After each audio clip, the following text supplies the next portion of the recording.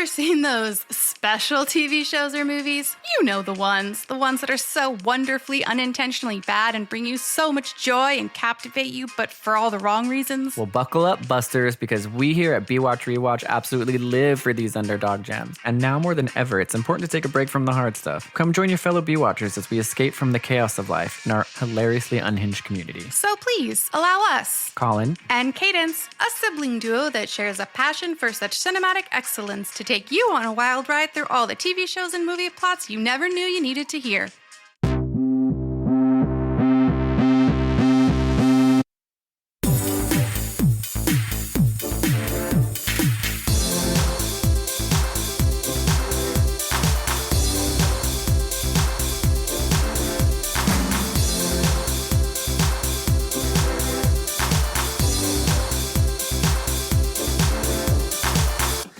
Hello, everybody. It's Colin. Are you a ghost? Mm-hmm. Oh, you I'm spooked a me. spooky little You ghost. spooked me. I was like, wait a second. Am I alone in my room? Is this a ghost? Am I even behind recording me? today? Am I? What's happening? But it was just you being sneaky, being a sneaky little ghost. It's spooky season, and it's our spooky episode, so...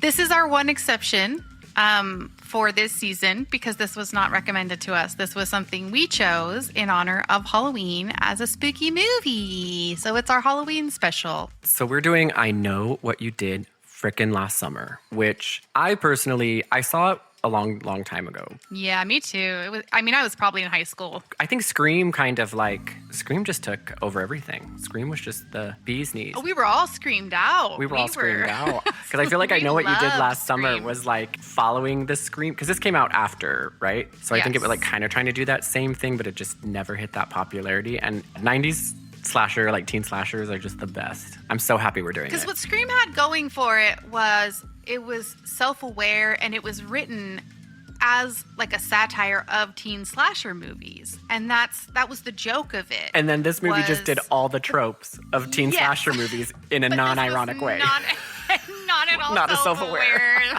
They just made all the worst mistakes, and you're like, oh, okay, this was in earnest, and it didn't quite play out. We also learned that they just remade this movie this last year in 2025, so we're gonna have to check that one out. Back, even when I saw it when I was way younger, I remember thinking there were so many, like, things that didn't make sense about it, but definitely seeing it as like a grown adult, you just realize like, oh, the 90s was a wild time. Nothing made sense. It really was, and I just want to say this off the top. I don't understand why they couldn't get Jennifer Love Hewitt a bra that fit her boobs. She was booby queen in the 90s. Everybody loved her Tiggo bitties, dude. Can we please get her a bra that fits her? I think they were probably trying to like make her cleavage bigger. But Of her course bra they was were. We saw freaking Can't Hardly Wait, dude. She shows up, sneaker pimp, 6 Underground. Boom, boom, She boom, has boom. a well-fitting bra that is flattering to her breasts in that movie. This was like they got a bra that was too small, and it like cut her boobs in half, and the whole time all you could see was like this line in her boobs. She's and got I was 4. Like, instead of did. areola, She she just has a little slit. Yes. I was like, oh my God, give her a different freaking bra, you guys. She's got muffin top. She's got muffin top on her Muffin bra. top boobies. Muffin top boobies. And did you notice, like, in this movie, like, anytime she's driving or screaming or anything, straightest posture I've ever seen. Very much. Well, she has to because of her boobs. She has to counteract it and be like straight posture. Don't want to be a hunchback because of those bad boys. And she's such a tiny little thing. You know, all day she's falling over front four. If she gets off, if she trips on a Lego, it's full. You're down. She's those down. Those puppies bring you down. She doesn't have any time to recalibrate Nope. and get back to her center of gravity. She just hits the ground. She's down no so matter fast. what. I love Jennifer Love Hewitt, and I loved her forever and always in Can't Hardly Wait. She just was the that best. was such a good movie. I love that movie still. She was a classic. Love it. And my favorite thing about that movie is that her friends were absolutely awful, but she wasn't, but yet they're her best friends. And I'm like, she would have been awful. She would have been a monster if she's hanging out with those girls. Like, she's They not spent cute. their whole entire high school lives together, and then in one night, she's just all of a sudden better Like, she's better than them. Yeah, and like, cooler than them, you guys and are like so more mature gross. than I'm them. like, no, I she was would have been right there being a total bitch. And same with her boyfriend. Like, he's an absolute asshole. But like that night, she's just like, oh, you're so immature. I'm like, he's acting like this at every party. You know he is. And she stayed with him that whole fucking time. I'm a cool girl now, right? I'm done. I'm better than this. And I might make out with my cousin. I did love it. And I had the soundtrack. And I thought it was the cutest movie ever. Well, maybe we can make I Know What You Did Last Summer. We can just love it so hard that we quote all the dialogue all the time. Oh, I would love to quote this movie all the time. What does she say? What are you waiting for? And her boobs are out full display on that. That's the best. I love it. Did you ever watch the MTV Movie Awards? Like how they would do spoofs of those movies and stuff every year when they had their awards. And they did a spoof of that. And it's like, I can't remember who plays her character in the spoof, but it is like her boobs are just like completely out. And she's like, what are you waiting Jiggling for? them around. And she's just Can jiggling. you see my boobs? Can you get me a bra that fits? Can you size up, please? I love it. Oh, yeah. Okay. Well, without further ado, let's get into I Know What You Did Last Summer.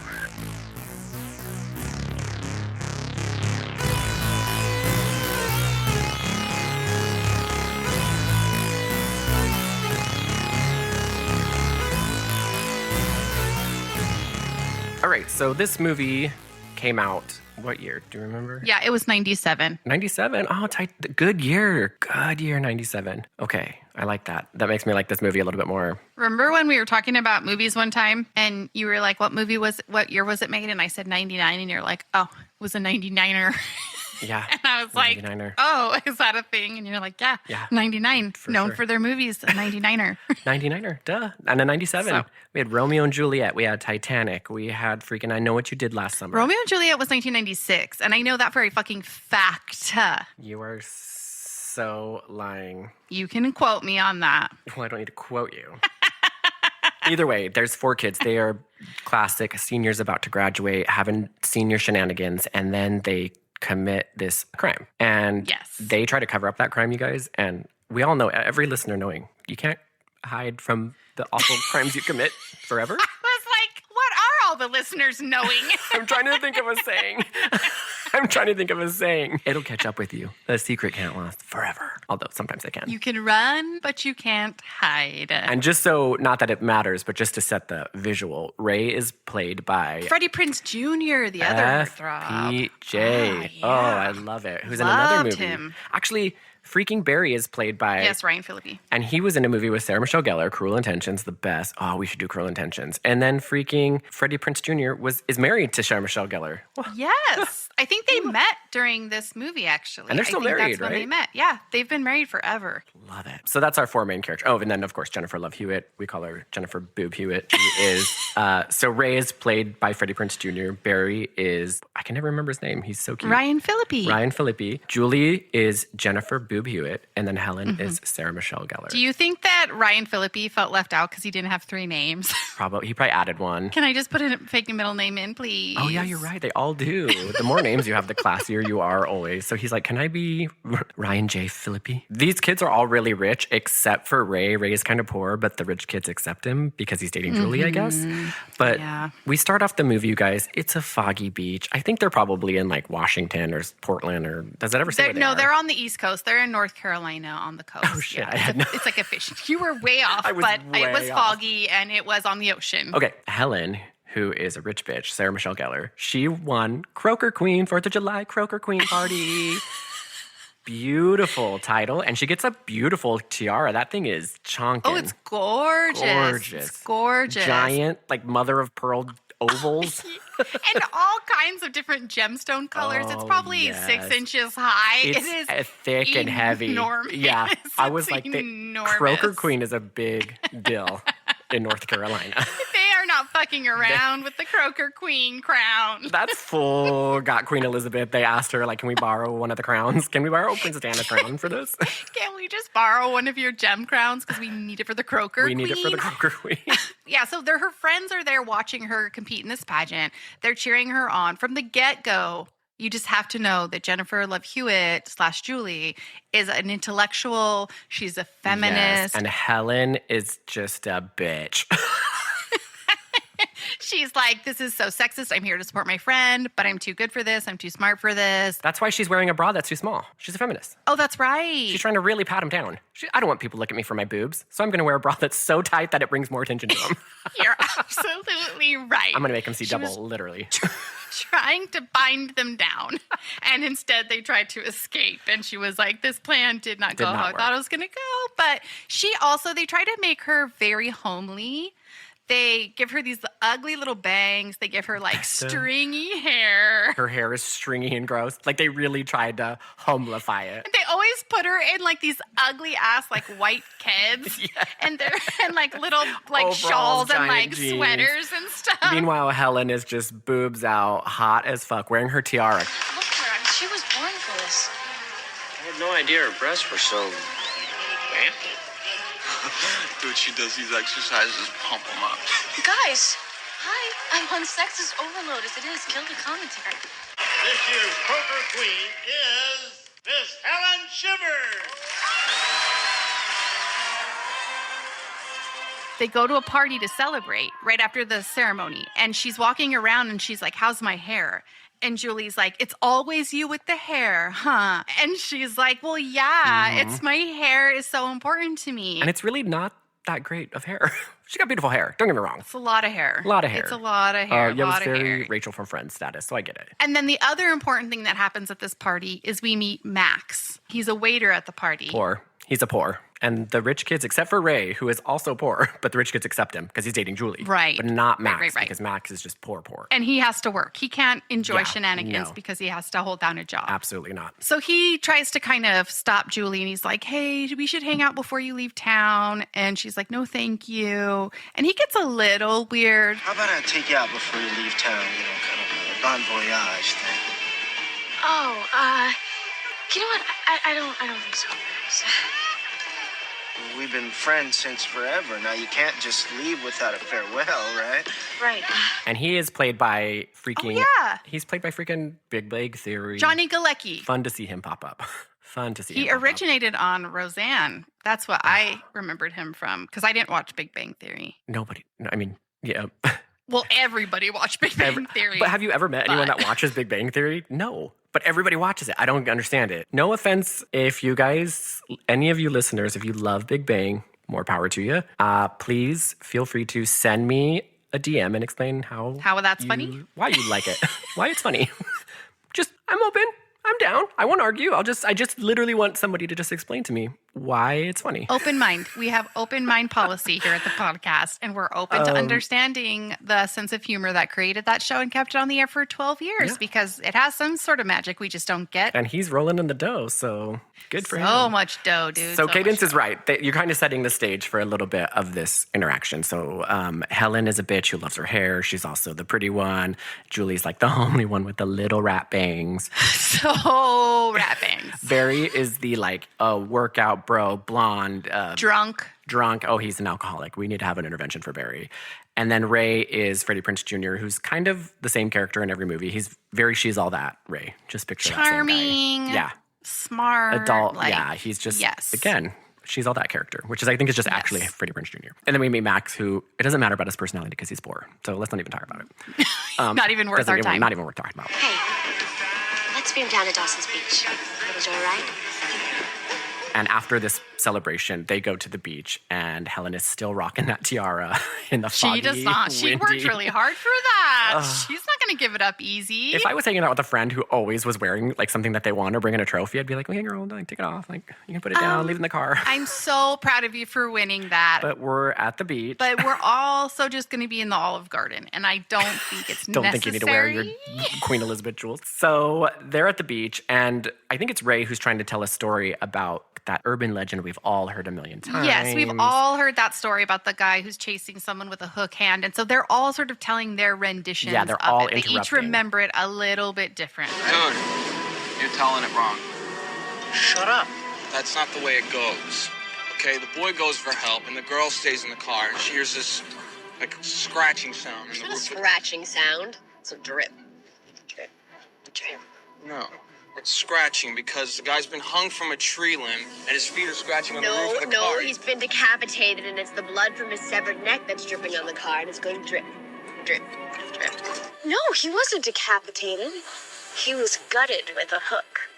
Anyway, they kind of go off and kind of split up and have little sexy times, which we know you're not supposed to do. Killers are attracted. If you have sex in a movie, just like Scream, you're going to die. Helen and Barry are having sexy time, and they're talking about how they're going to move to New York City. He's going to play pro football. She's going to be an actress. She's going to get out of this town. She's going to hit it big. Croaker Queen, dude. You got Croaker Queen on your resume. She can do anything now that she's the Croaker Queen. They've got high hopes. And Julie is also telling Ray, like, I'm going to go to college. It's my plan. This is what I want to do. Because she's smart, Colin. She's going to be a lawyer. She's Yeah. smart. I don't know how else to tell you. Those bangs did a lot of the heavy lifting, but the dialogue's doing the rest of it. She's going to law school. She's So very you're like, smart. okay, it's really setting up their future plans. And they have sex for the first time, her and Ray. Oh, yeah. On the beach in the sand with nary a worst. blanket Ugh, in sight. freezing Not cold. a blanket Ugh. in sight. Maybe they can lay on freaking Helen's tiara and it's got enough room.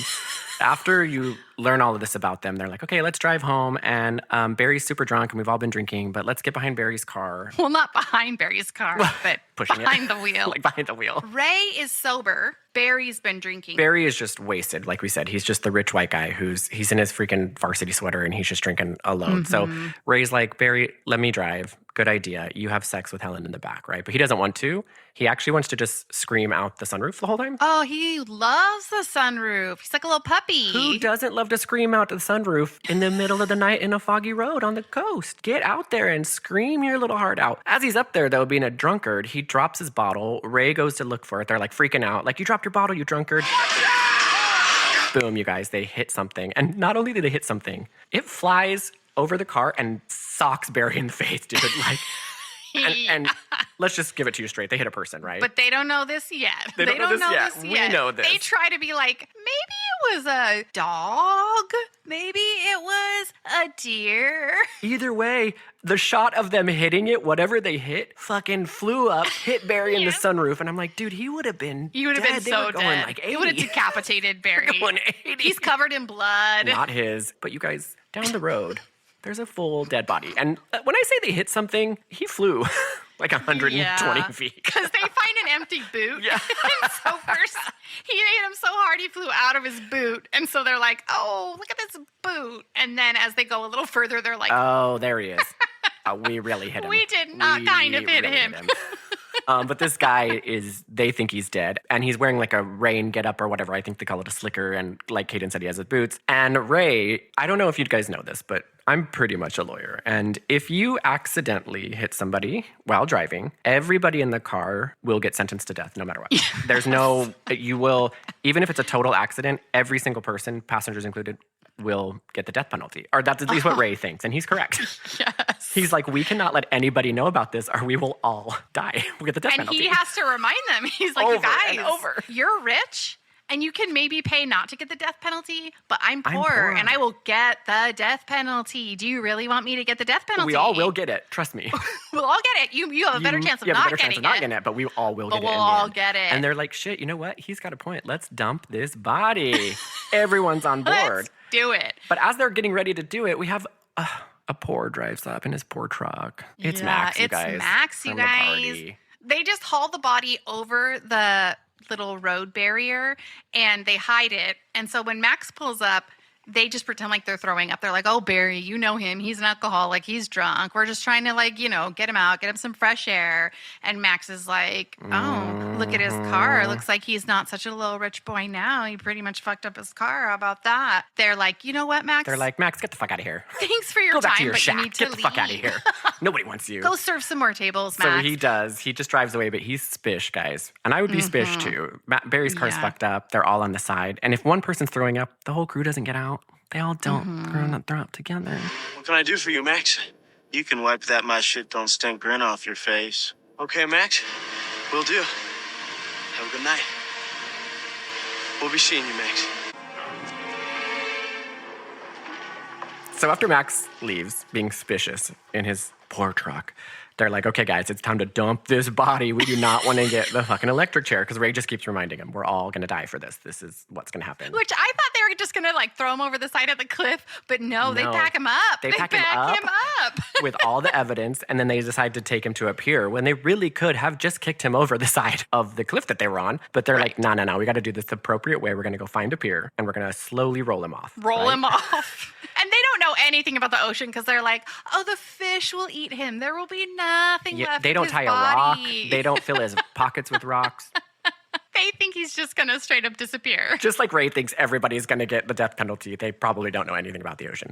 So they're like, we're just going to push him in. As Helen and Barry kind of go to push him in, the guy, dude, he freaking wakes up. And this is what's really confusing, because he wakes up and Helen's like, fuck this. Bashes him over the head with a flashlight, pushes him in. I'm like, Helen, slow down, Croaker Queen. I know you're still on that high. But you can't just kill people, dude, with that tiara. She's like, I'm the Croaker Queen. I can do whatever I want. But actually, the irony is, as the guy's falling in, he pulls off her tiara. Oh, and then she's like, my crown. Oh, no, shit. that's a no. That's a no from Helen. As the guy is going down, though, it's his little arm up with the tiara, and it's the last thing to go under, like the Titanic. I'm like, I don't think that's how drowning works. Like, I don't think you get to choose. He's just slowly sinking, and he's like, watch your crown go down, Croaker Queen. Watch it go So down. Barry's like, fuck, I gotta go get it. Barry jumps in to get it, can't get it. But you guys, Barry sees the guy that they hit that has the tiara fully wake up conscious under the water. His eyes are open. He's Open. looking into Barry's They make a eyes connection. as he's prying the crown out of his hand. And so he finally rips it away. And I was just like, so is this guy just fully awake, standing at the bottom of the ocean, just like, I guess this is where I go now. I guess I'm just going to stand here. And you know what? Barry's like, I guess he'll just die there. I saw him wake up. We do not need to worry about him. He's not going to float. all. Nothing. He's going to stay down there. He's going to stay. It's fine. I know. It's like, come on, guys. You saw him wake up. You know he's going to try to swim away. And he doesn't mention it to them either. No. You would think he'd be like, he did open his eyes. I think he's probably going to be down there. I think he's probably going to drown. I don't think he can get back up. But he did open his eyes. And neither does Helen, because she saw his eyes open before they pushed him in and she hit him with the flashlight. They all saw that Yeah, because so he they reached all know up. So everybody saw him wake up. So you think you're going to get the death penalty because you accidentally hit somebody, and that you're not going to be able to prove that you were But sober. you're definitely but then you're not gonna get the definitely death penalty for for actively murdering somebody. killing someone. You who all was saw him awake. open his eyes, and instead of trying to save him, you decide to do exactly what you were scared of doing. I think and you could have murder him. 100% gaslit him and been like, oh, bud. you fell. Were you we on were a taking you boat? to a hospital. We You've were got loading all you up these on the slickers. hospital boat. I found your boot. You must have been on a boat crab hunting and fell off. Lucky for you, we came along. He's like, I'm pretty sure I went head first into a guy yelling out of a sunroof. And is that guy okay? Because I would really hit him, dude. I full on hit him. We made contact.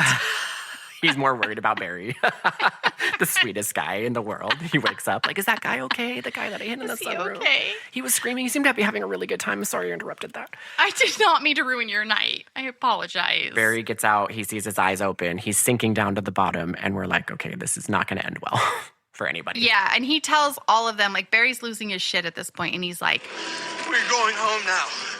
And never, ever, under any circumstances known to God, speak about this again. Is that clear? Ellie! I'll never mention it again. We make a pact. Right here and now we take this to our grave. Agreed. Julie? Don't you nod your head, you fucking say it! he fully chokes freaking Julie, and he's like, say it. Say you are taking this to the grave. And she's like, fine, I'm taking it to the grave. And well. Ray does nothing while Barry's choking his girlfriend. Yeah, Ray's kind of a dud this whole movie. He kind of just back in the background, looking good. He is kind of a dud. Let it go, Barry! They all swear that they're never going to tell anyone. They drive away. But as they're driving away, the camera pans down, and there's a little necklace. Mm-hmm. Little identifier necklace just hanging there on the dock. So you know that thing's going to pop up later. And they were all sober, Just and they keep still that did a in really mind. bad job of the evidence and everything. Someone's thought oh, my Yes. giant fucking necklace is gone. It's so ridiculous. Even in the beginning, you're like, I know this is going to be a good movie. Boom, I'm ready. It'll be okay.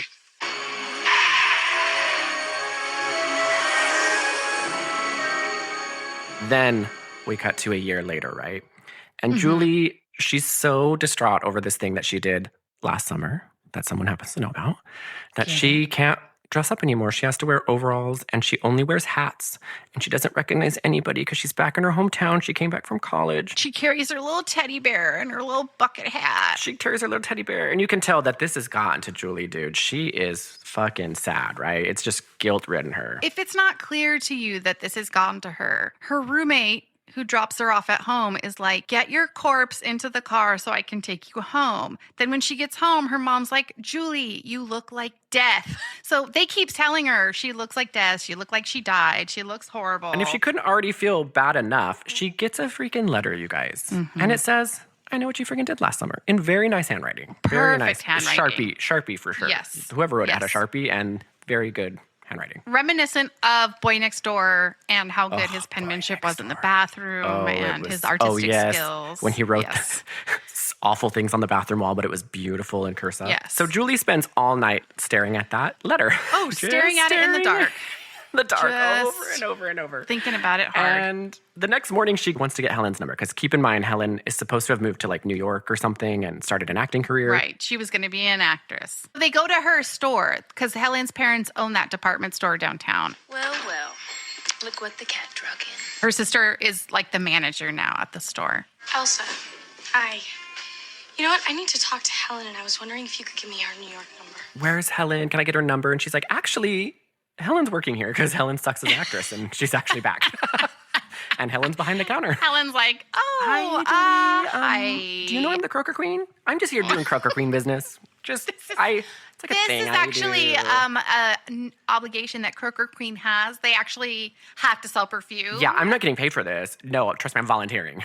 But I'm just going to be back in New York acting like next week. It's just Croaker Queen duties right now. Big movie coming up. Possibly Broadway, but Yes. This is just volunteer duty now. Volunteering at the store my parents own, and this name tag is just to let people know I'm a regular person. I'm just a regular person. I can do any job. That's how good I am at acting. I can act like I want to sell this perfume to you. So Julie's like, dude, Helen, I got this letter. She shows it to Helen. Helen also looks at it for a very long time. And she's like, you know what? The best idea to do is go talk to fucking drunk, unstable Barry. He'll have Barry the will answers. have a solution. He always does. Barry does not, you guys. Barry is drunk in a wife beater screaming at nothing. He's the worst person that these girls could possibly go to. He's got a problem, you guys. He's definitely a teen alcoholic. He's dealing with, and his mom's just in there on the phone doing business this entire time. They keep cutting into her, and she's just like head down in her little business suit, what are the taking care gross of numbers? business. Yes, because Barry's rich, dude. He's a rich, troubled teen, and he just keeps saying like, Julie, you are such a humble feminist bitch. You are not Croaker Queen. This is a prank. Let it go. But Julie keeps having to reemphasize every word she says. We hit somebody. We killed somebody. Even if Remember how he woke up and then we up? still pushed him into the ocean. Yes, So even if we thought it was an accident to begin with, it still turned into an absolute murder. So we can't hide he's from like, a murder I told you forever. never to say that again. And she's like, what? Say that we murdered someone? I said, never say that again. That we chose to murder someone. That we're not supposed to say that. But she's distraught about it. She's been thinking about it all year, remember? She's so distraught about it. And her bangs are just flipping around. Her bangs are getting worse and worse the more distraught she gets. They're even sad on her forehead. Even like, her bangs are and, like they get thinner and thinner. It's so sad. But Barry just keeps saying like, dude, it's a prank. But then they all kind of have this epiphany like, wait. Someone else was there that night. Poor bastard Max. He was there. We knew it was going to be a poor. We knew it. We knew it was going to be a poor. Barry's mom's in the background. Did someone mention poor? Don't you say that word in my house. I'm a businesswoman.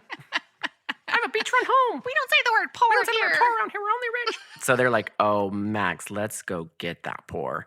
And so they all go. And to say that Barry confronts Max, it's a weird place. How do they know how to find him? It's like a fish processing plant But the freezer, or something. the freezer part, like a giant shack that's actually a freezer. With lots of giant blocks of ice. Lots of giant blocks of ice. I was like, is this whole shack a freezer? Because it's made out of wood, but there are so many blocks of ice. Yes. Giant fishes everywhere. Fishy, fish-eye, whatever the plural. Fish and crab. It seems like a poor choice to just either put them in a freezer or take the ice out of the shack and do this somewhere else. Make it a shack. I don't know. Very strange place. I get what you're saying. It didn't seem like for as much ice as they had, it maybe needed to be more insulated. because no one puts that ice in a was not wooden going to shack. last in the summer in the There were wooden like shack. It was like wooden shacks with like holes in the wood, like that classic like big strips in behind it. Anyway, They had not updated their facility had not in 100 years. And yet- It's been that way since the beginning. I guess they did some detective work to find out where Max is because nobody cared about him or anything. And he was a waiter when they left. Maybe But it's I a guess small town, small town. I guess. Like, I don't know. It was not clear. But he's like, hey, can I talk to you in private? And he acts very chill for that part of the conversation. Julie, But Helen, then, sit outside. I'm going to talk to Max in private. so once he gets in private into another ice room, then he's like, I'm going to fucking murder you. I'm going to fucking Fully murder gets you. an ice pick, shoves him into the Yes. ice, just screaming at him. And I'm like, Barry, dude, slow your roll. Max has no idea what's going on. Oh, Max He's is just like, I'm trying to gut me some fish.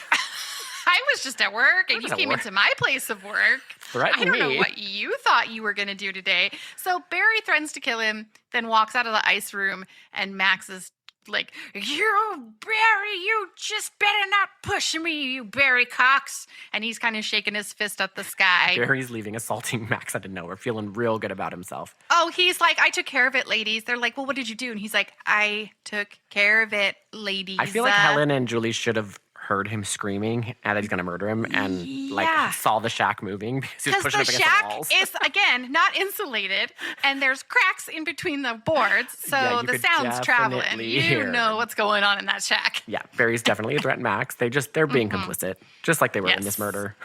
Oh, they are 100%. Yes. But as they're leaving, they happen to run into Ray. Oh my You gosh, guys, Ray's not at college. He's not. We thought he was, but he's also a fellow poor, but we didn't really because he blends in with the riches, but he's a fellow poor. He's being a fisherman. So obviously now you're starting to think, okay, fisherman, wellies.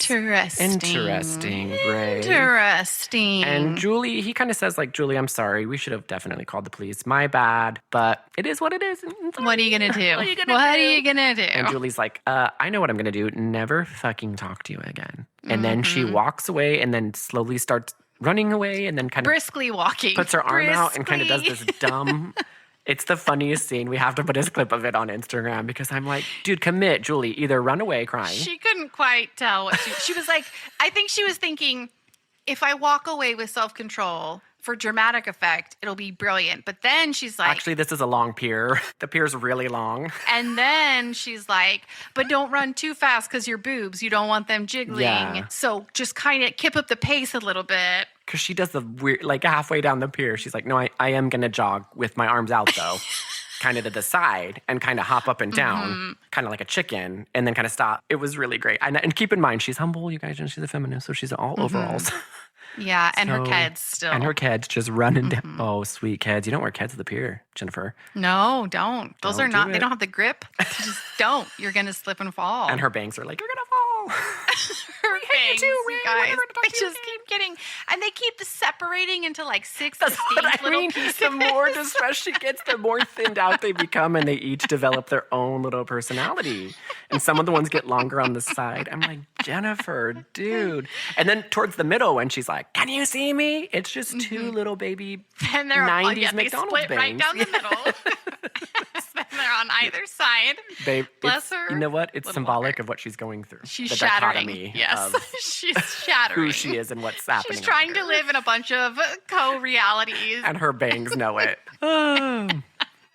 Look, I thought a lot about last summer. I know you hold me responsible for what happened. I don't hold you responsible. No, I'm responsible for my own actions, and I don't blame you. But I don't want to know you either. She's like, I don't know how many times I tell you this. I never want to see you again. I never want to speak to you again. See you later. So then this is when we cut back to Max. And now he's alone in his Fisher warehouse. Still stewing over berries, coming in and threatening him. He's still Yes. mumbling to himself like that. That Barry Cox, I'll bury his cock. yeah. I'll bury his cock in the dirt 6 feet under. Like he's just so so mad. Bury his cock.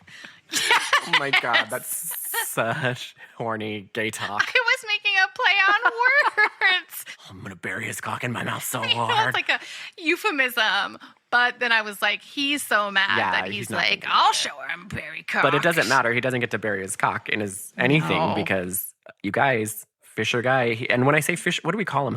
Fisher hooker guy? Because he's in a full, I think they call it a slicker, but he's It's like a slicker, it's yes. like It's like a rubber poncho kind of thing. But he also has like a bucket hat that kind of come to a point that's also rubber, and he's got boots. So we'll call him the hooker. He's the hooker because he's carrying the giant hook, a meat hook. Let's do the hook. Yes, the hooker. So the hooker gets him right away, drags him across all those tables, which is ironic because he was gutting fish on those tables earlier. So who's the fish now? And I'm like, okay, well, did the hooker show up right when Barry left, or was he there the whole time waiting? Because he could have just killed Barry. And what's his motive for killing Max? Because Max has done nothing but be a whore. He's done nothing. He's just trying to earn an honest living in his icebox, dude. Because even if you are thinking to yourself, oh, this is the guy they hit with the car coming back for revenge, or someone associated with the guy they hit with the car coming back for revenge, why is Max the victim in any of this? Yeah, that's what I was saying. Just kill Barry when he was there threatening Max. Yeah, it doesn't make any sense. Doesn't make any sense. So I was like, poor Max, dude. He was just trying to make an honest living, and he got killed by this guy who has no vendetta against him. That's he gets assaulted by Barry twice in this movie, and then just gets killed by the hooker. Poor little guy. That's the price you pay for being poor. That's the price you pay. Don't be pouring that down. Speaking of being assaulted by Barry, we meet Barry. He's at the gym. He's boxing. He's showering. He hears somebody, and he's instantly like, "It's Max. I'm gonna fucking kill him." And I'm like, dude, Barry, cool it. Have a drink. Barry, maybe not. Have a drink. Yeah, sit down. And then he goes to his locker. He's changing. He sees a picture of his car that's kind of like hanging out of his locker. He's like, oh, yeah, it's his car that night. It's a Polaroid that was taken just that night. So someone took a picture of his car. And he's like, so it's getting boy. creepy. So he goes out to the car. And this was personally one of my favorite scenes because... Surprise. Someone's in the car. Surprise. Someone's in his car. Surprise, someone's in the car. Someone's trying to chase him down in his own car. But you guys, he is running on a street with the car behind him, chasing him down. He doesn't turn left or right and go on a porch or an alley. He completely just continues to run straight. And you know, what are you thinking, Barry? What do you think? You're going to outrun your own car? Yeah, because he's a tough guy at the beginning, too. He's like, he still thinks it's Max. And he's like, you son of a bitch, like, you're going to die. And he's like staring him down, you know, and he's like, I'm not scared of you. And then as soon as he starts driving, he's like, oh, shit, I am scared of you. So instead of like when someone starts a car driving for you, you don't just run in a straight line. That's just go back in the gym. Just go back in the gym. Just open the door and go back in the gym. Be like, oh, shit, I'm going to go lock the door in the gym. And yeah, no, not Barry. He just runs in a straight line, never deviates from that straight line, and then he gets hit. He does get hit. This is kind of what shocked me is because he gets hit. He flies through a freaking other shack. Lots of shacks in this town. Yeah, because the car fully drives through like the side wall of a shack. And so glass is broken, a wall is broken, the shack is collapsing, Barry's in the rubble. Not a person hears this. Nope. Not a soul knows that this is happening. Shacks must break all the time in old Shack Town, old Croaker. Shacks breaking all the time. Another shack. Oh, the old people are like, oh, those kids love driving trucks in the shacks. Just ignore driving those shacks down. But this is where you're like, the guy, Barry's on the ground. The guy in his little slicker, the hooker, gets out of the car. You're like, oh, Barry's going to get his comeuppance, right? Mm-hmm. You guys, no, Barry doesn't. Yeah, the guy just kind of looks at him, and then it's like, Barry's in the hospital. I know. Just the scene goes black. He's holding his hook, looking very menacing, and then it's just like, cut to the next day. Barry's in the hospital. I was like, wait, what? Okay, I'm trying to figure out what's going on here. Hooker has gone through a lot of trouble to then just be like, gotcha, bye, and then like skitter off. So did the hooker like break into freaking Barry's locker and get his keys? Like, he doesn't have the locker code. Like, how the fuck did he get Barry's keys? Those were very old school lockers. Like, I don't even know if it had a lock on it, honestly, because that was like a very not the nicest gym in the world. It was just like some guy's excuse me, shack Barry's with filthy a rich. He only goes to rich gyms which have lockers with locks. You're right. I'm sorry. I swear we didn't mean it. Please don't. Dr. Steele to pediatrics, please. Julie? What happened?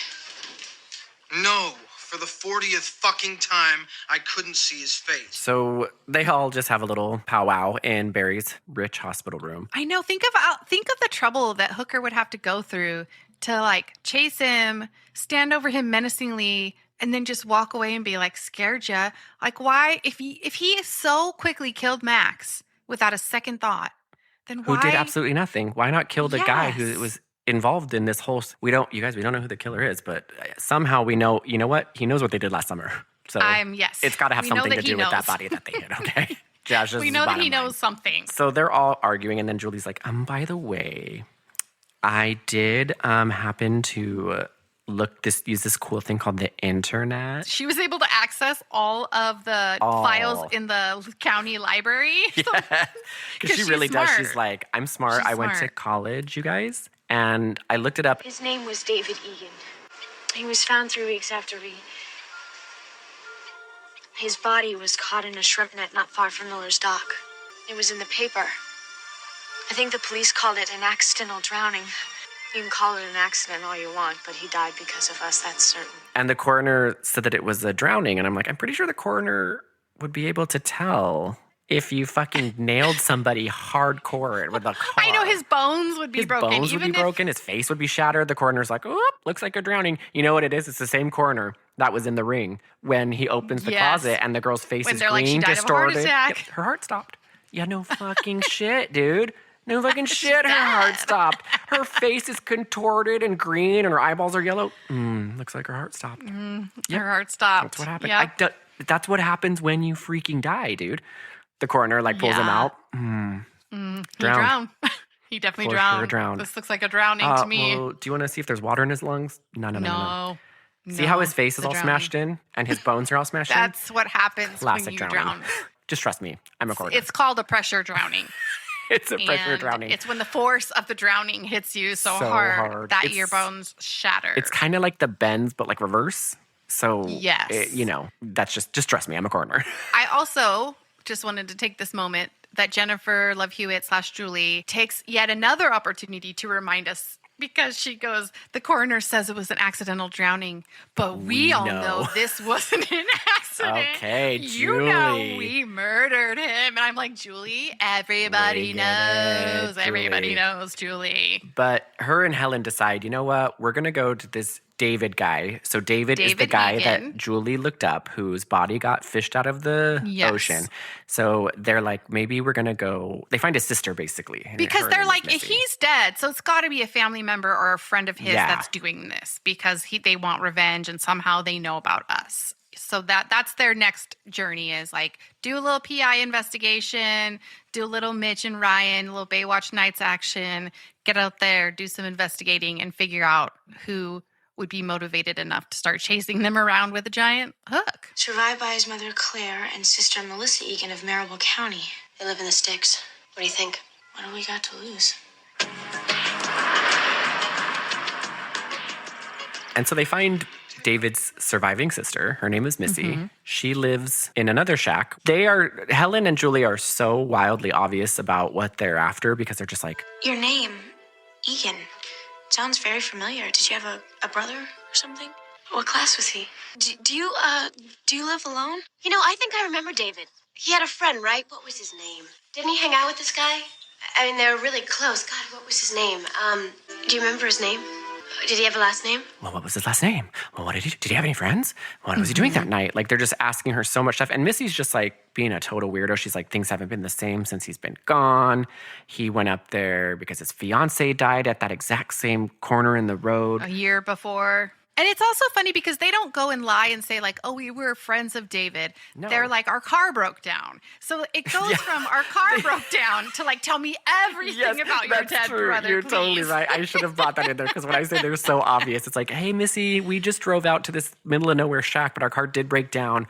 Can you tell us everything about your dead brother and all of his friends and everything We he's ever need done? names, we need birth dates, we need addresses, anything you can give us. And Missy is super sus, dude. But the only thing that we need to take away from Missy is they see a fucking slicker hooker rain jacket, the whole shebang, wellies, raincoat. Is it called a slicker? Am I just? No, swear they do call called it a slicker. They do Okay. call it a slicker. Because I wrote it down because I kept calling it like a poncho and then they said slicker. So then I changed my notes. Yeah, to because I was going to say, slicker, I swear they called it a slicker, but I maybe just am making that up. And so you're like, oh, Missy. Oh, boy. Got my eyes on her. There's also one quick thing that happens that comes up later. There's a follow-up. She says, he did have one friend. That friend came to visit me. His name was Billy Blue. And so they're like, okay, so now we have another person to work with, another suspect in all of this investigations. Billy Blue. Okay, thanks, Missy. Okay. But it doesn't matter to us because our car broke down, so we don't give any shits about this. But yeah, we don't care about that information at all. Because our car broke down. If Billy Blue fixes cars,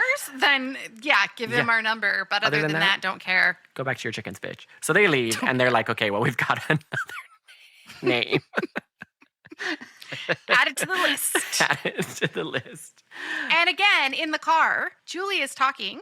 And in the car, outside of Missy's house, she's like, God, do you see what we've done? Helen, we killed a man and then ruined the lives of everyone he knew. We killed a man. I just can't get over it. We killed a man, and this is his sister, and she's dead. Julie's character is just here to remind everybody what's going on. But Helen, she's like, dude, you just heard fucking Missy. Like, he went up there to end things. We did it a little quicker. Bottom line. Like, the end is the same, right? Yes, Coroner thinks he drowned. Same. No big deal. Everybody wins. She's like, we didn't win because we killed a man. And she's like, you got to stop saying that, please. We all know what happened. And she's like, girl, we were best friends. Like, what happened? Why are we not best friends anymore? Because we killed a man. Because we killed a man. Helen, wake up. So Helen's like, I can't take any more of this, Julie. I got to go home. I got to work tomorrow. Or, sorry, volunteer tomorrow because I'm Croaker Queen. We used to be best friends. We used to be a lot of things. Yeah. Well. So she goes home and did you notice how her sister, Helen's sister, was such a bitch? Oh, her sister's the worst. Her sister is the absolute worst. She's the worst. And so Helen is just drinking a Diet Coke for 10 minutes. It shows us playing on the screen, that product placement at its finest. But there's one little important thing. We get a little sight of a slicker run up and down the stairs. Yeah, he walks right in the front door. The dad doesn't notice. Nobody sees this full-grown guy come in the hallway. As she's drinking her Diet Coke, getting ready to go up the stairs, he's running up across the stairs, like trying to be sneaky. And I'm like, dude, if you break into someone's house, just find a place to hide. You don't need to run around and why are you well, being... he has to figure out what room is hers because he's hiding in her closet. So he has to her go whole family's and look. home. Her whole family's home, and he's just running around like, everybody's is this home. her room? Fuck, it's not her. I'm going to run down the hallway. In a giant Full slicker, a hat, everything. Yeah. Meat hook in hand. Yes. Just skittering from room to room. Not a soul sees him. Could you imagine? Oh, shit, this is her sister's room. Oh, parents' room. Nobody here. And nobody how hears loud footsteps. that giant slicker would be in those boots and everything. It's like squeaking. So Helen goes upstairs and she's like, oh, I hate my sister. She's such a bitch. I'm going to go to bed. And she's like brushing her hair because they want to rub it in one more time. Loves her hair. And her sister, what does her sister say? Something so mean about her hair because she's like... No, she's like... Hey, is the washed-up, dried-out husband having a moment? What do you want? We're doing inventory at the store tomorrow. I need you there by 10. And the parade tomorrow. Well, Dad put me in charge of the store, and I want you there by 10. The outgoing queen has to ride in the parade prior to the pageant. It's tradition. There's nothing I can do about it. You and your hair. Just so pathetic. You can leave now. So very pathetic. You and your hair, that's pathetic. And I'm like, what's pathetic about brushing your hair? That's pathetic. That's pathetic. Like You're taking care of your hair. Yes, like if I was combing my hair and Alex was like, that's pathetic, I'd be like, oh my God. I'm Why? combing my damn hair. But she is kind of Marsha braiding it. She's kind of like 100, 1, like she's really into it. So she goes to bed, you guys. And the next morning, she wakes up with the Croaker tiara on. You guys, and her hair has been done chopped. But you can't really tell. It just looks more like bedhead, but apparently... You don't know it's chopped until she starts pulling on it, and chunks are in her hands, and you're like, oh, so that's the been so chopped. the hooker's a little prankster. He doesn't want to kill any of these kids. He just wants to prank them. He wants to hit them with cars, leave them in the street. Kill their friends that have nothing to do with any of this. Yes, kill all the peripheral characters, but just mess with the main ones. Also, I don't care how fucking deep of a sleeper you are. If someone's cutting your hair and putting Hacking a at your heavy hair. diamond tiara on you as you sleep, bitch, you're gonna wake up. There's no way. You are not going to wake up through that. With someone in a rubber slicker and boots being like... And a meat hook. And we saw him shuffling around upstairs. You know he's hitting stuff with his meat hook. He's hitting her little ballerinas because she's rich and she's a girl. So, of course, she has, like, glass ballerinas. Yes. You know he's going to hit stuff. Like, she would be making so much noise. And was he cutting her hair with that hook? Or did he bring an extra pair of scissors? Sure. He's, like, holding it up, her head's limp, and he's, like, holding it, trying to saw it. And she's just sleeping. Because she does not even, for a second, feel anything until she wakes up and notices her hair's cut. She's freaking out. She gets up and stands in front of the mirror, and he wrote "soon" on the mirror in her own lipstick. And she was like, no! And she punches her mirror, and she is so freaked out. And it's not even like, you guys, it's not like he grabbed chunks of her hair and cut it really, like, close to her scalp and made her... He just gave her more of, like, a He gave her, like, a layered bob. He gave her, like, a layered bob. It's to her shoulders. It's still long. When she woke up, I was like, she's got bedhead. She's got a tiara on. I did not even notice that her hair was cut. Also, she had so much bedhead, you know she's rolling around. That's even harder to cut the hair, right? You know she's sleeping face down, ass up. He's trying to get, like, how do I cut her hair? Like, this is harder. How do I get up under this? I'm going to give her some Julie bangs. Like, if she would have woke up with some Julie bangs... That would have been brutal. Nightmare fuels. I would have said why she'd have been mad. I would have been brutal. Because she's, like, so sad. And I'm like, he could have done so much worse damage by just shaving chunks of it. Nope. Really just cutting, like, some an inch long, some 6 inch long. Yeah, he just gave her a beautiful layered bob and put her tiara on, which is actually kind of a nice thing because she was wearing it at the beach. You know she loves to wear that shit. He's like, I know you love this. Your boyfriend dove in to get it from the person you tried to kill. So I thought maybe you'd want it. I was just doing something nice. So, of course, she's like, I got to call Jules. Even though we don't like each other, I got to call her because she's a girl and she'll understand that my hair got cut off. And we have to see every step of Jules getting there because we see her answer the phone. We see her run downstairs. We see her go out the front door. We see her get in her car. We see her start the car or start driving. This is where she drives so straight, perfect posture. Her back's not against the seat. Her boobs are up against the steering wheel and her back is straight. Well, that's how she drives. She uses them to steer the... She has hands free. And her little bangs are the ones gently holding the wheel. Just blowing in the wind, yes. So as she's driving over to Helen's house, she hears something in her trunk. I'm thinking, okay, well, people are getting murdered. Things are happening to your friends. Helen's freaking out. So if you hear something in your trunk, definitely pull over and investigate. But make sure you do it by yourself. So pull over by yourself and investigate, you guys. She pops open the trunk.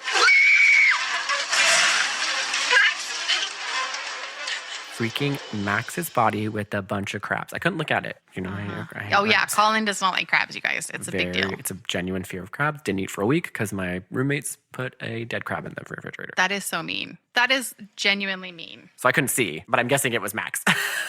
Guessing it was Max. Yes, it is Max, and she's freaking out. He's got crabs everywhere, which that's a lot of work for that guy to, like, haul a body, put it in her trunk with all those crabs. Yeah, and wasn't he freaking in? He was busy cutting freaking Helen's hair. Yes, he was being a hairstylist. So you mean that this guy freaking went and collected a bunch of crabs, found the keys to her car, opened the trunk, put Max's body in there, filled it with a bunch of crabs, then went over to Helen's house, gave her a layered bob, wrote on her mirror, and found her tiara in one night? Nah. And then skittered back out. No way, Jose. No way, Jose.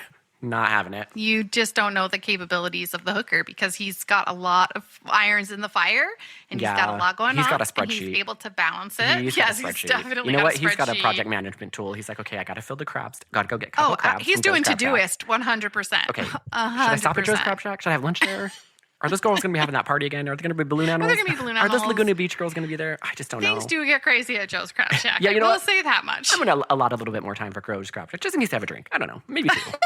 Just enough to have a drink. Okay, and then I got to go collect the body, get it out of the freezer, got to find Julie's keys, you know. I also need to get some more Sharpies, get some more paper because I need to send a few more letters before this is all said and done. Yes, got to find scissors. Got to go to the Clark's Hardware to find scissors to cut hair. I got to learn how to give a layered bob. I got to go buy lipstick to write on a freaking mirror. Oh, yeah. It's not going to be the same if I don't have lipstick. I could use one of the Sharpies, but lipstick is much more dramatic. More dramatic. Yeah.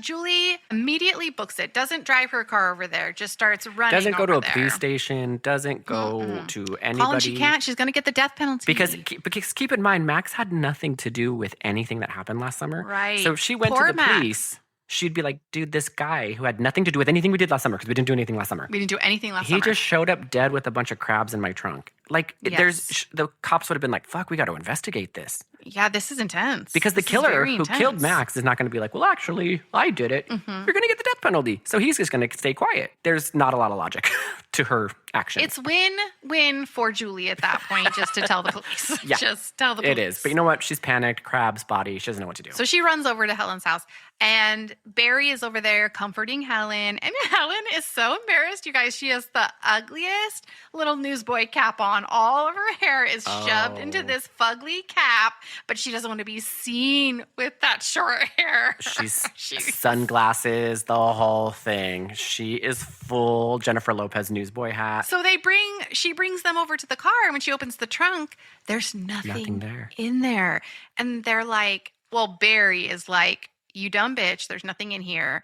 How on earth, like, what do you think he just came back and got this body? She's like, trust me, it was in there with like 5,000 crabs. So the killer had to have been following her in some kind of car to know exactly when she found Max's body. Then he's got to go round up all the crabs, take Max's body out in just 15 minutes when she goes, because she was already near Helen's house.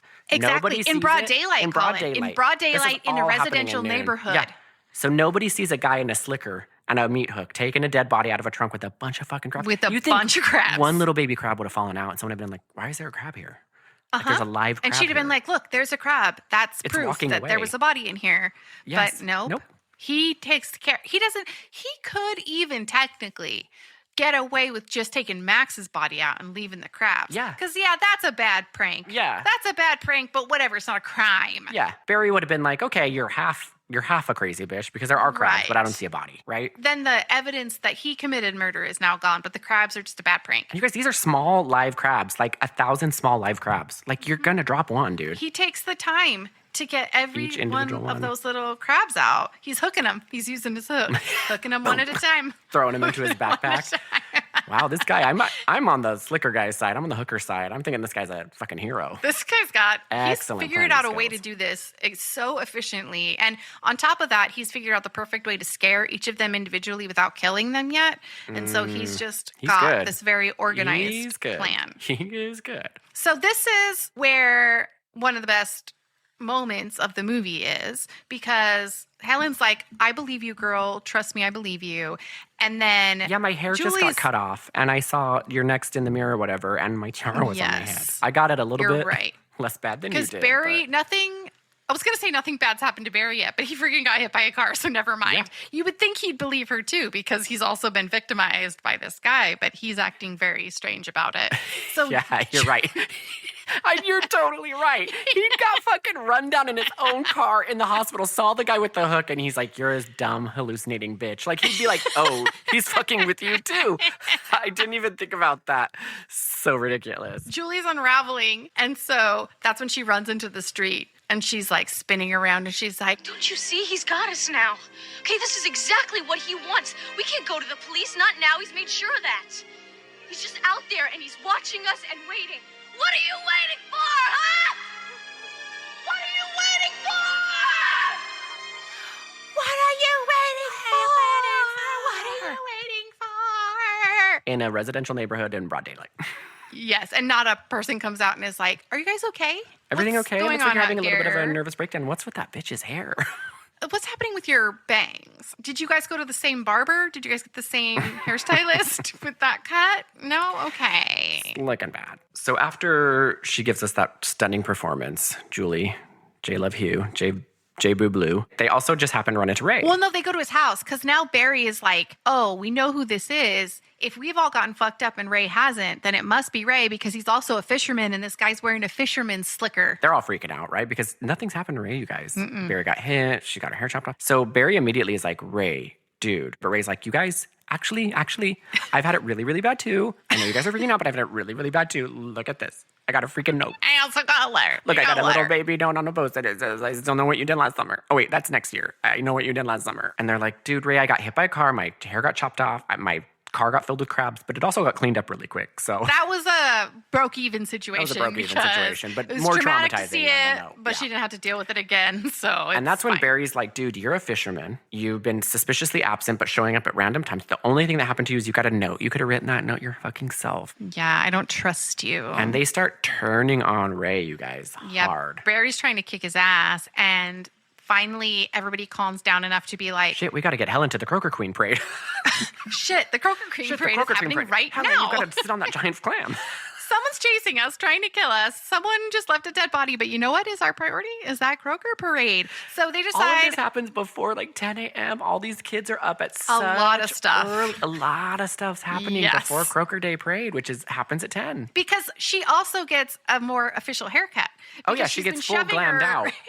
Full glammed out, and she gets a dress. Before the parade, she has a beautiful haircut. Yeah. So she also squeezes that bad boy in. A little blowout. Kids are getting a lot done. Gets dressed. So they all meet up really quick as a group. They're like, let's stop turning on each other. Let's think clearly. Ray, let's be fair. Ray got a note. He's also pretty upset about it. Let's get Helen to that damn parade. Let's just make that our top priority. So they happen to see that Helen's older sister went to school and graduated in 1992, which is the same year that David Egan graduated. And so they're like, maybe we can find Billy Blue in the yearbook. And we're only bringing this up because they're still on the hunt for Billy Blue. Remember Missy mentioned Billy Blue earlier in the movie? Remember that? And so they find like his face in the yearbook, but they're like, that's not his name. So why did he lie about his name? This is all getting a lot more fishy. So they say the priority is Croaker Queen Parade. So Barry and Helen, you guys go there. Keep your eye out. He might be waiting for you there. In that case, easy peasy, 1, 2, 3, Yeah, he probably already cleaned up the crabs and the dead body, and he's waiting front row for you at Croaker Queen Clam Parade. And Barry's like, yeah, if he gets near her, I'll pound him. I'm like, Barry, you have a broken arm. He freaking ran over you with a car. Like, why are you acting like you're tough right now? Guy. He's gonna beat you up. So then Julie is going to do the other route, which is she's going to go back to Missy's and try to casually find out more information about Billy Blue, even though the only reason she stopped there before was because her car broke down. And that's not going to be weird at all for Missy. She comes again. She's like, oh my gosh, my car broke down again in front of your shack in the middle of nowhere. Can you tell me more about Billy Blue? Now that I'm here. But Missy's like, she's also being full psychopath. She's killing every animal that she can see. She's got so many fucking turkeys slaughtered in the backyard. It is a lot. And she's wild. slaughtering them in like a weird outhouse thing. Yes. Like, did you notice that it was like she was going to an outhouse to slaughter turkeys? She is insane. She's also gutting a ton of fish. Somehow she has a ton of fresh fish, even though she's like out in the woods. They're really trying to make her the red heron, and she might be. You don't know yet. But anyway, Julie's asking all these questions about Billy. Then Missy's like, dude, trust me, he went up there to kill himself. And she's like, no, that's not what happened. And she's like, no, it is what happened. He absolutely did. Because Julie tries to say like, no, I was there and it wasn't an accident, because she's trying to spell it out again. Like, she loves we murdered him. And Missy's not having it right. She's like, she's like, no, I know he killed himself. Come back, never come back again. I never want to see you again. Don't let your car break down. She literally says, get out of my house. She goes, get out of my house. And Julie's in her front yard. She never actually went in her house because, keep in mind, Missy's got a big day of walking between her house and the slaughter outhouse. That's where she runs into Missy. So she's like, get out of my house. And I'm like, I'm not in your house. I'm outside just asking questions. And she goes to she's like, my brother left a note. That's how I know he died. She gets the suicide note from the outhouse. I was like, why are you keeping that note? In the outhouse. In the slaughter outhouse while you're slaughtering freaking turkeys. It's not Missy's in your room, got a whole not in your thing dresser. going on.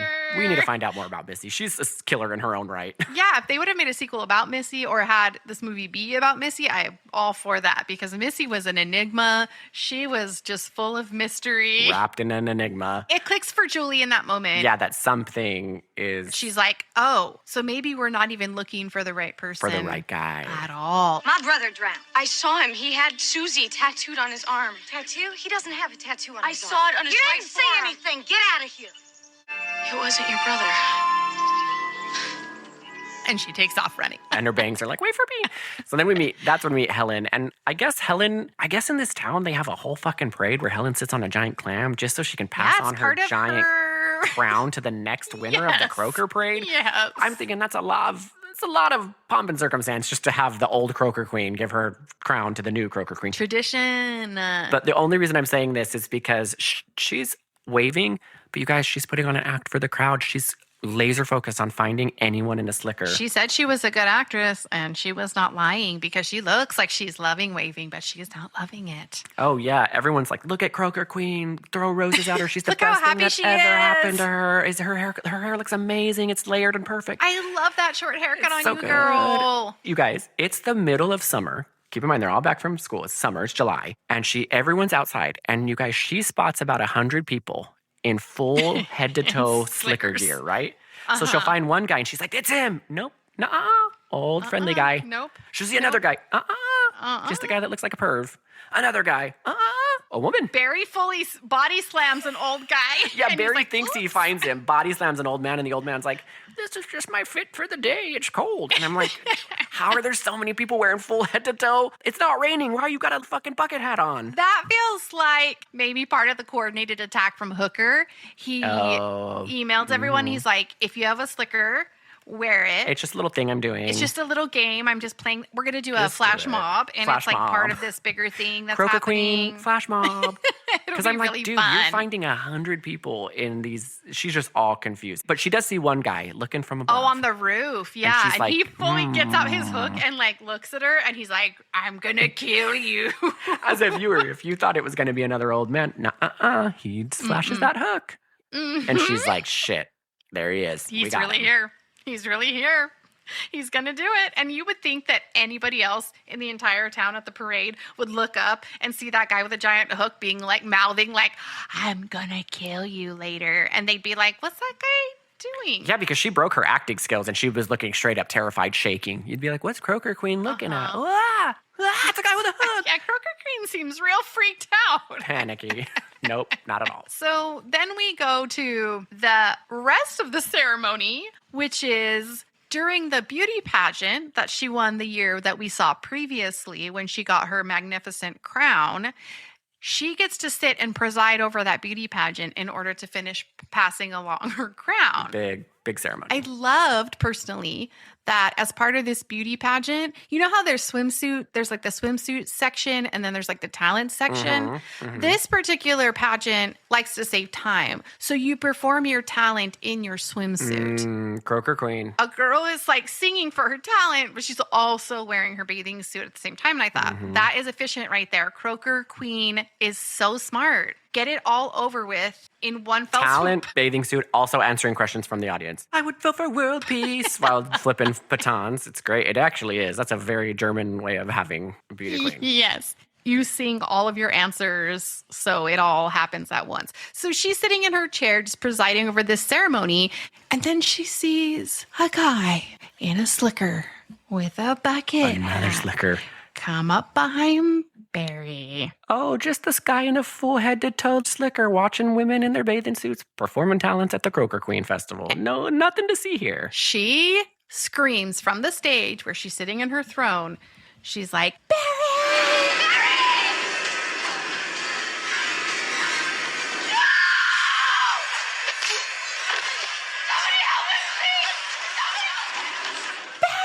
And she starts running, and you guys, nobody's like, run Not- up not there a and see what's person. going on. They Nope. all physically restrain her. She's screaming and crying, and they're holding her back. And I'm like, It's that classic movie thing What? where someone's panicking and they're like, you just need to drink water. yes. Just drink some water. It's that Just calm classic down. movie thing where like someone you know very well is freaking out because they saw a ghost. And the person that's with them is like, oh, you're just overreacting. Just sit down. Yes. You need some water. Take a breath. I'm like, you Uh-huh. guys, in any situation where you see someone freaking out, like Helen was freaking out, you'd be like, there's a reason for that. There's got to be a reason for that. She's screaming Barry and pointing. Especially if she's screaming, he's murdering Barry. Like, she's very clearly stating what is happening up she's there. hysterical. She has her period. And Oh, look at that hair. she's She had her PMSing. period. She's PMSing. You know what? She got her hair cut. She hates it. So she's being dramatic. Nobody blinks an Nobody. eye. They just restrain her. So then one little police officer comes up and he's like, what is it, Missy? And she's like, he's dying. And he takes her up to that level and he just briefly flashes a little flashlight around. He's like, girl, there's nothing up here. you're being hysterical. And she's like, he's dead. I know he's dead. And he's like, I'm going to take you home. You just need to get some rest. You're going to drink some water, get some rest. Still doesn't look anywhere else at all. Nope. And as you leave, you see there's like blood dripping from the banister. So you know that she's right. Very dead. You know very dead. that she's very right. Dead. Very dead. So he takes her home. And on the way home, she has to sit in the back of the police car. So she's like locked in. Mm-hmm. She's crazy. She's hysterical. At this point, she's crying. She's like, this is what's happening. This guy's chasing us. The police officer's laughing at her. He's like, girl, this is crazy talk. This is a crazy Croaker talk. Queen prank you've played. This is a classic Croaker Queen prank. I've lived through these for 10 years. You think you're going to get away with another Croaker Queen prank? You're wrong, lady. So he's like driving her home and there's this little tiny little wooden barricade, like a little tiny, it looks like an easel. It looks like an easel, like a tiny wooden easel. And he's like, oh, the road's blocked off. We're going to have to go through the alleyway. Mm-hmm. He could easily just get up and move it out of the way. Gotta respect the easel. Gotta respect but instead, they go through the alleyway. And you guys, while they're going through the alley, because again, the murderer has had time to kill Barry upstairs, because Barry's dead, you guys. He's fully murdered. Yes, he is. Set up a fake roadblock. Follow the policeman home. Because the policeman's like, yeah, there is a roadblock. We got to stop. Got to go through the alley, this dark alley that no one's there. There's a guy who is the killer who has the hood of his truck open, looking at it like, oh, my truck is broken down. So he's like, oh, I got to help this guy. This is awkward that this road is closed down. I'm a policeman. There's an easel holding it up. Gets out. You guys, it's the guy in the slicker. Kills that police officer right away. Which also, the police officer didn't do anything. Why is he getting killed? The police officer didn't do anything. Helen is stuck in the back of the police car because remember, she's hysterical. So she has to And she's locked in because she's in where they keep the people they arrest. Oh, so she can't unlock the door. She does get out. She kicks out the window. Just to set the stage. They're going through the barricade, right? Oh, it's because the parade was going on. Duh. Yes, but still, that's what I'm saying. It was like a wooden barricade. Just move out of the way. The parade's over. No, the parade was not over, Cadence, because when Helen's running from the slicker guy, there's a full parade going on. You're right, because I forgot there were 2 parades that day. I was like, I thought we already did that in the morning. No, but this is number 2 because there's a guy with the fish hat on, there's band, and I'm thinking like, no one, they're so concentrated on this damn parade that they don't hear a woman screaming and a guy carrying a hook. And it's just like, nope, parade. Boom. We're going to focus on that parade. People have their mind on the parade. So he kills the police officer. She breaks out of the car and she's screaming, running across the courtyard to her family's business because her sister's there. Being and a total bitch. This is the other thing about the timeline, because it's like the sister's shutting this down because she's like, oh, it's time to close up shop. The day's over. We're doing inventory. Versus like on the other side of town, there's this giant fucking parade happening. And I'm thinking, girl, you keep your parade. It's parade day. You keep your shop open late, dude. We're peak parade right now. Yeah. Peak parade. Exactly. Nobody's wandering the streets of this small town. Like they are only in the area where the parade is happening. No one's anywhere else because she's running through the town screaming, gets to the store. She tells her sister, like, lock the door. Someone's after me. Her sister still, like Colin said, being a bitch. She's like, oh my God, really? What is your problem now? Drink some water. You're hysterical. This is so dramatic. Well, you guys, before the sister can get around to lock the back door of the store, no way, Jose. Slicker dude gets in and he hooks her. He hooks her real good, which again, she had nothing to do with this either. Yeah, she was a bitch. She was a bitch, though. And she's benefiting the community. She's got a family-owned shop. The Slicker guy's it's just bizarre that he's killing everybody but the people he wants to kill. Yeah, just pranking the kids. Like, why waste your time pretending like your car's broken down for the policeman to get out? Just get Croaker Queen when he gets dropped off. Right. Yeah. Guess what? The policeman already doesn't trust her. He's going to drop her off at home, kill her when she's going up to her door. Yeah. You know her parents are at the parade. You know her parents are partying at the parade. You didn't need to create this whole barricade situation and a whole side quest. Just kill her. Just kill her. So stupid. It's so dumb. Elsa? After he kills her sister, he still has a little bit of time to be a little bit of prankster, right? Yeah, that hijinks did not take nearly as long as he thought. He was like, what can I do to make this crazy and creative? I need to really spook Helen. She thinks she's so hot shit on her. What is it? What's her? Just Croaker. I just totally spaced. The Croaker. So he's like, So Helen's like, oh my God, my sister's dead. I gotta run, right? Mm-hmm.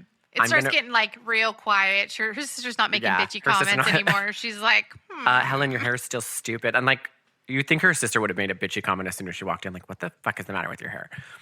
It is tragic. Well, she is kind of like, you're crazy. Why are you being hysterical? Yeah, why? Because she's literally nobody like, I'm being believes attacked. her. And she's just like, oh, yeah, Oh, right. Helen, you and You're your dumb pathetic. hair. She's just jealous. So she's running around and things are a little too quiet. And again, the little hooker, he's like, okay, well, I need to just spook Helen a little bit more. So I'm going to run in the back because this is like it's a clothing store, but they also have a full entire workshop in the back too. They cut they're the making clothes. the clothes as they have well. the mannequins. It's just manufacturing the clothes.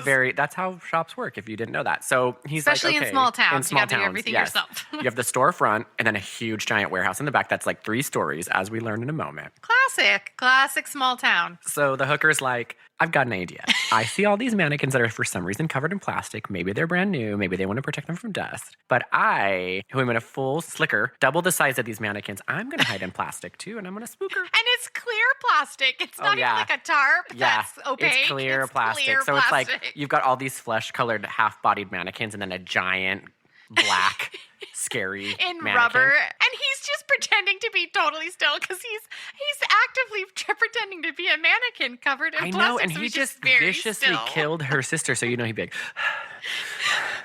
but he's like, don't breathe. I really want to spook her. I want to get it. It's gonna be good. The best part is it kind of backfires on him because he leaps out to get her, but he's like, shit, I've got plastic on me.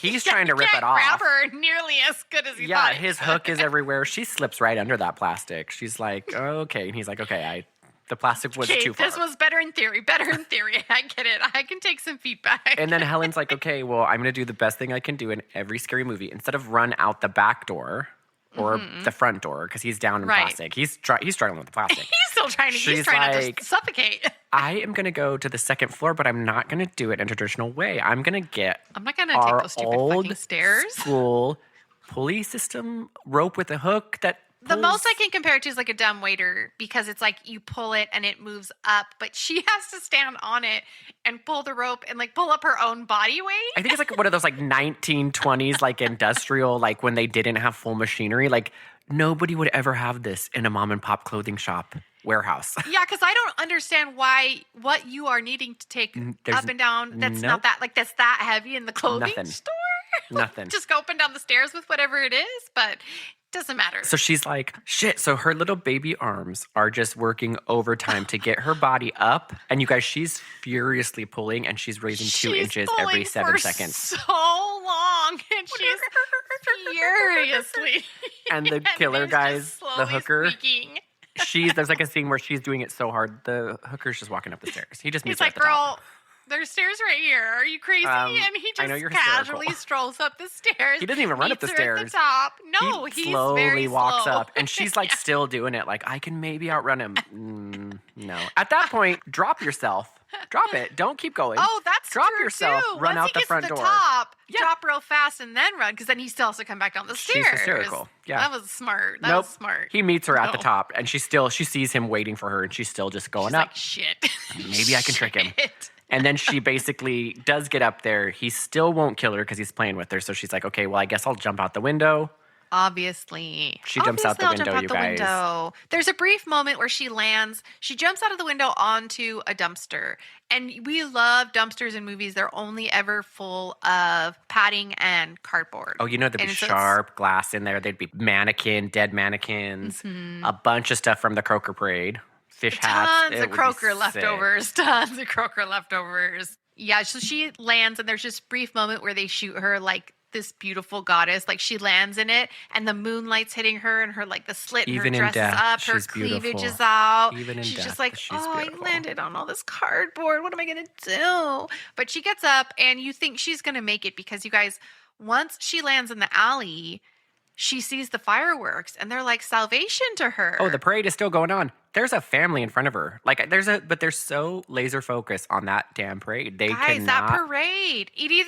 There's either 2 parades, a morning parade and an evening parade, or a 12-hour long parade that just happens all day. Yeah, because she was on the float earlier before she handed over her crown. Then they had the swimsuit talent question competition all at once. Yes.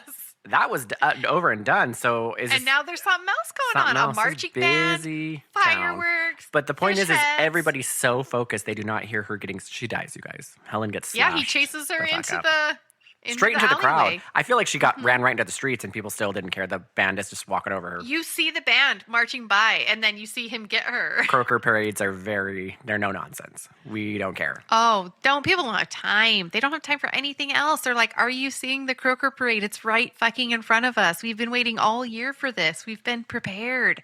And so, yeah, she dies.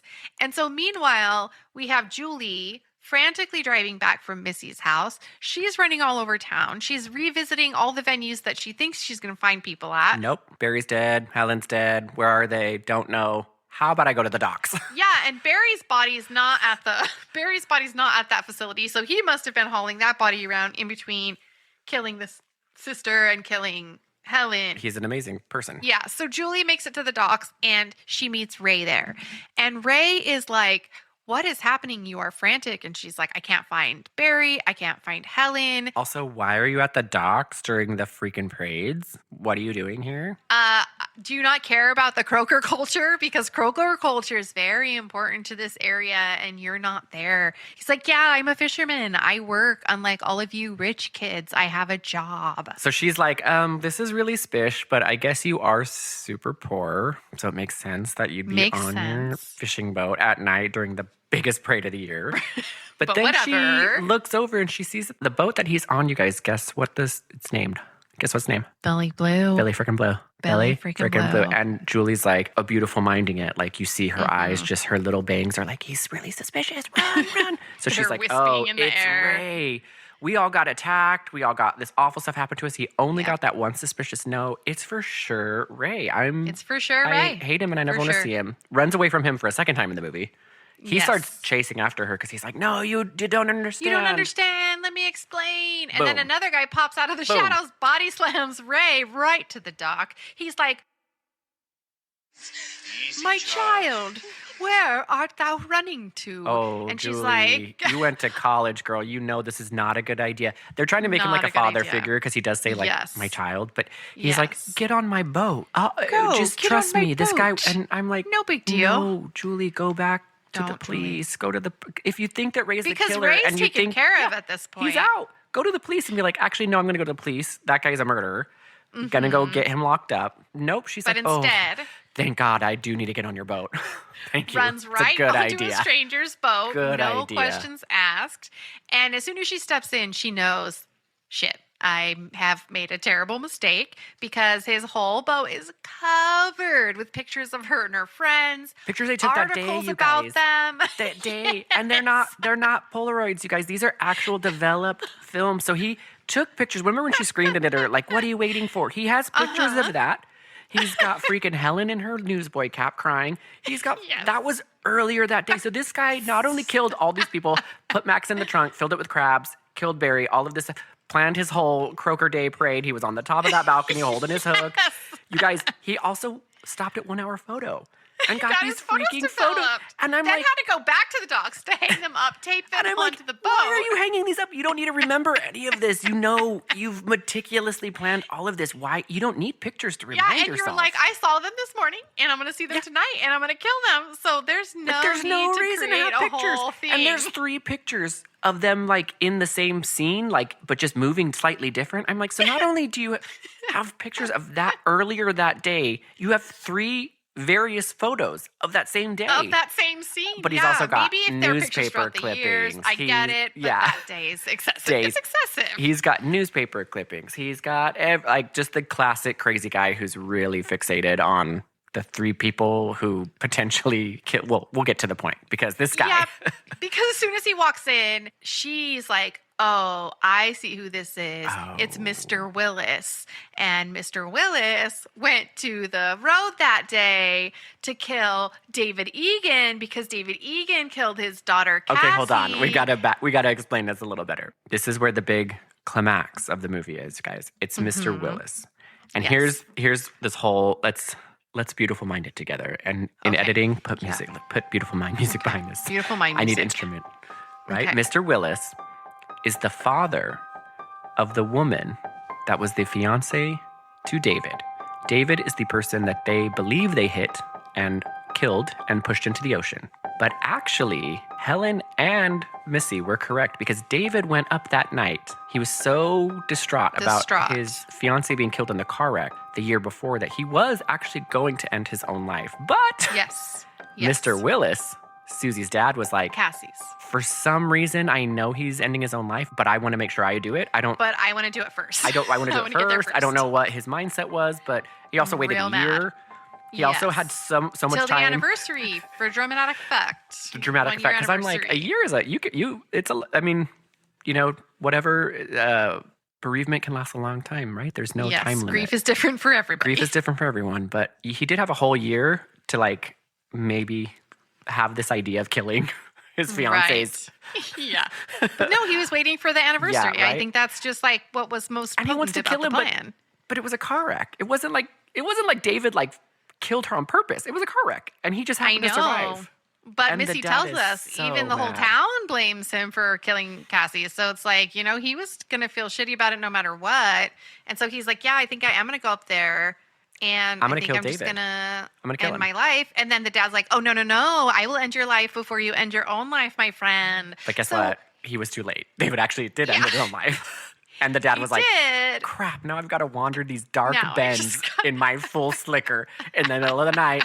Which I'm like, dude, you're asking for it. Like at that point, you are asking for it. You were on a full blind bend, middle of the night, foggy road. In your dark slicker. Dark slickers, head to toe in black. Like he was just moping around because he didn't get to kill the guy that... That's why he became such a meticulous planner for the second round of murders because he hadn't planned as meticulously the first time. So he learned his lesson. So they hit him, but they don't kill him. And so that's who this person is. And he says, oh, it's such a beautiful night to be out having shenanigans with your friends, drinking, partying, hitting people with cars and committing murder. Actually, we didn't commit murder because you survived. You're alive talking to me right now. Actually, you've committed murder. And you were actually going up there to commit murder. So essentially, I saved a life, like kind of, potentially. And so he's like, maybe next time you want to see and check that the person you killed is actually dead because I'm standing right in front of you. Well, actually, we did check and we all actually saw that you were alive. And then my friend Helen hit you with the flashlight and then they put you in. That's on us. We did see that you came back to life. So we kind of did know you were alive. It was on us. Yeah.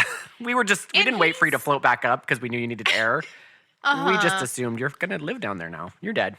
That's your new home at the bottom of the sea. It's fine.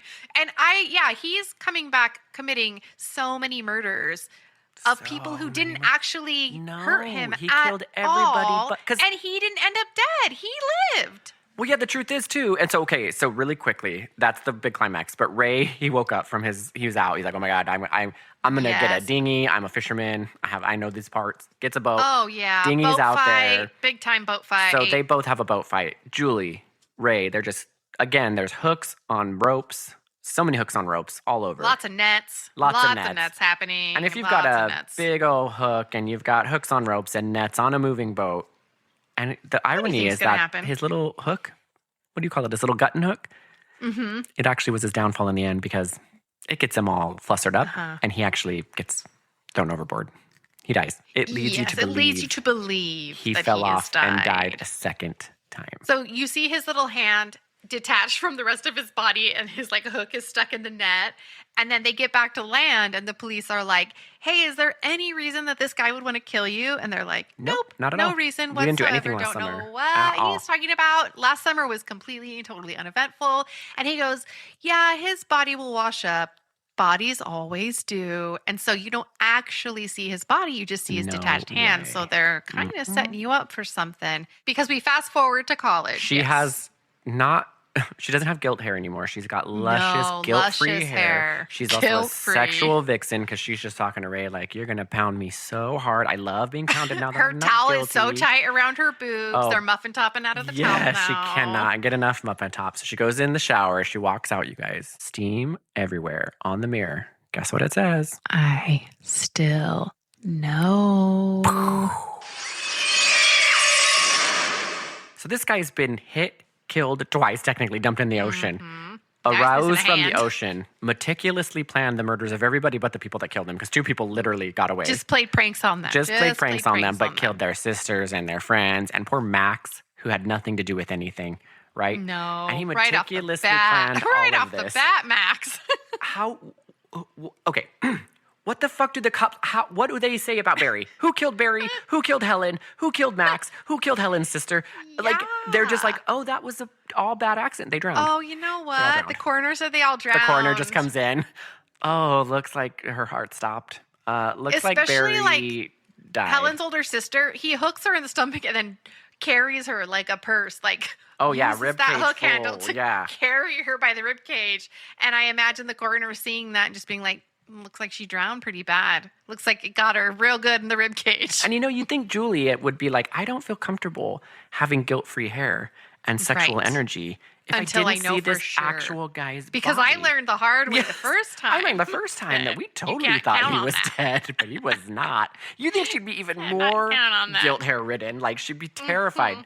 Nope, pounding and guilt-free hair. Oh, we're in the clear. Trust me on this one. We're in the clear. Pounding. I love it. It's so funny, like that whole town, like string of awful murders, and nobody cares about anything. But to kill a bunch of kids and To kill innocent so bystanders. many people, yeah, because Yeah. you're angry that your daughter. It's just go to therapy, bud. Work it out. Grief sucks. It's like, but you know we can that do it. meme that's like things men will do besides go to therapy. And so it's like them just doing weird shit. Kill a bunch of That's people. what I feel like this whole movie is like this man would rather commit a bunch of murders, hooking people left and right, than just go to therapy and work it out. Yeah, and nobody asked him. He has to have friends. And maybe a Yeah. wife. Like his wife wasn't like, They're what the like- fuck happened to your face? You look like you got hit by a fucking car. Yeah, And all of you a sudden look you're rough. dressing in slickers all the time and you're constantly getting wet. photos developed. Like what is going on? You spend all of our joint bank account money on photo developing, bud. Is there What- something you want to tell me? I just got an invoice for 2,000 live crabs. Like what the hell are you doing, Bob? And you have a lot of slickers, and I respect what you're doing, but do you need that many slickers? I just asking, just an innocent question. And where the are amount you of every hooks you're night? collecting. Where are you? Been gone for the past 3 nights stalking women in their homes, cutting their hair. I just want to talk. Anyway, we're getting too far into it. Point being. So yeah, let us know if you want to do the sequel, and we will watch that for you. And But thank yeah. you for our spooky Halloween season. Yeah, happy Halloween. Don't be too scared. Bye, guys. Bye.